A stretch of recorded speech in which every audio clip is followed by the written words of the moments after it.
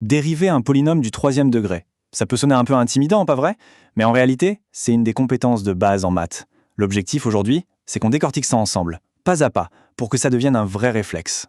Alors, voilà la bête, notre fonction du jour. f de x égale 3x au cube plus 2x au carré moins 4x plus 7. Notre mission, trouver sa dérivée qu'on note f' de x. Bon, c'est vrai, ça fait pas mal de termes et d'exposants, mais on va voir que la logique derrière est hyper simple. Et ça, c'est vraiment l'exercice ultra classique, un incontournable qu'il faut maîtriser.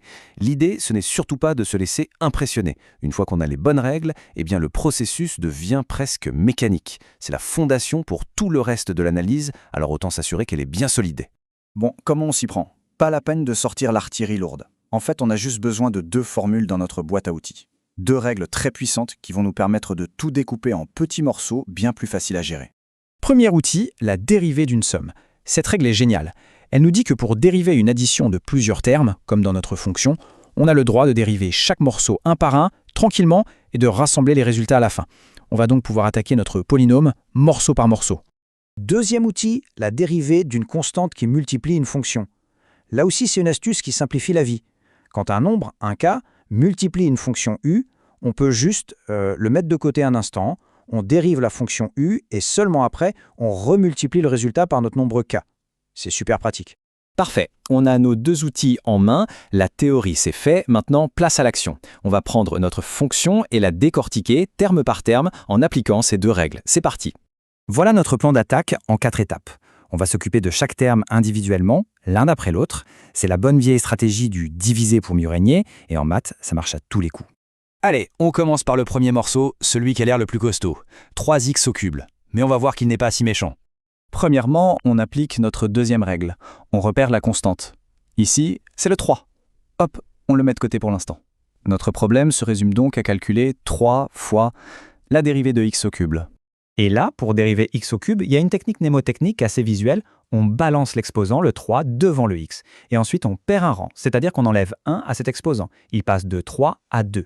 La dérivée de x au cube, c'est donc 3x au carré. Et on n'oublie pas notre 3 mis de côté. Ça nous donne 3 fois 3x au carré, soit 9x au carré. Voilà pour le premier terme.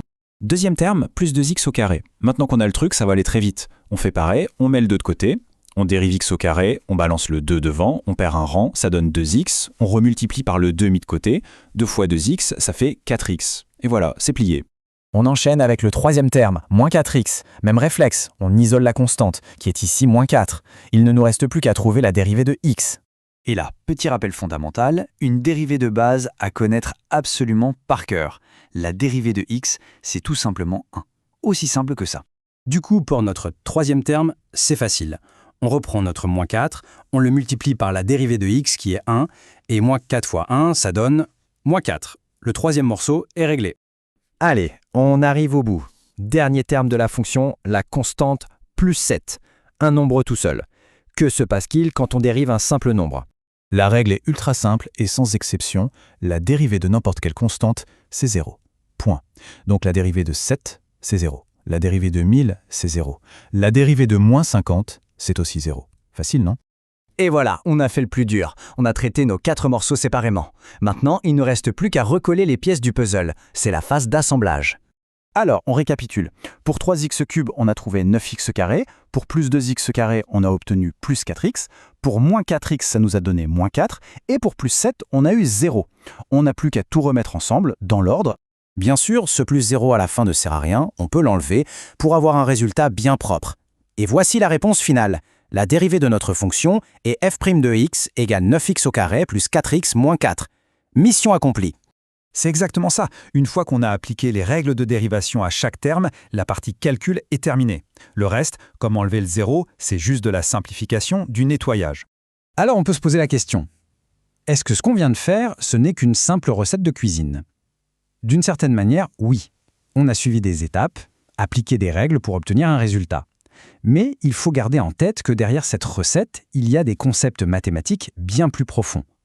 Pour aujourd'hui, maîtriser cette technique, c'est déjà une très belle victoire.